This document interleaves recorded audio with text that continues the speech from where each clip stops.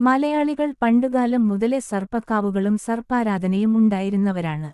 കാവും കുളവും ഒക്കെ വെട്ടിത്തെളിച്ച് അവിടെ ഒക്കെ ഫ്ളാറ്റുകളും വില്ലകളും മറ്റും ആയി മാറിയപ്പോൾ പാമ്പുകൾക്ക് മാളമില്ലാതായി. അവ മനുഷ്യരുടെ വീടുകളിലേക്ക് കയറി വരാൻ തുടങ്ങി എന്ന് നമുക്ക് ചിന്തിക്കാം. എന്നാൽ അപ്പുറത്തെ വീട്ടിലൊന്നും കയറാതെ എന്തേ ഒരു വീട് തിരഞ്ഞു പിടിച്ച പോലെ പാമ്പ് കയറി വന്നു? അതിന് പല കാരണങ്ങളുണ്ടാകാം. ഒരു പക്ഷേ അത് ഒരു ഓർമ്മപ്പെടുത്തലാകും. പതിവായി സർപ്പാരാധന നടത്തിയിരുന്നത് മുടങ്ങിപ്പോയിട്ടുണ്ടാകാം.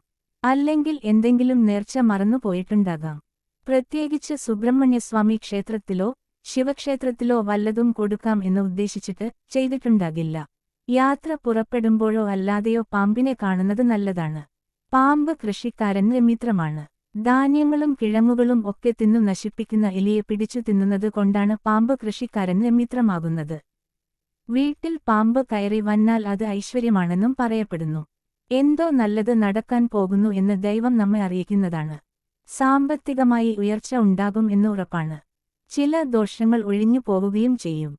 അതിനാൽ വീട്ടിലോ മുറ്റത്തോ വരുന്ന പാമ്പിനെ ഒരു കാരണവശാലും കൊല്ലരുത്. എന്തെങ്കിലും കോലോ മറ്റോ കൊണ്ട് തോണ്ടി പുറത്താക്കിയാൽ അത് ഇഴഞ്ഞു പോകും.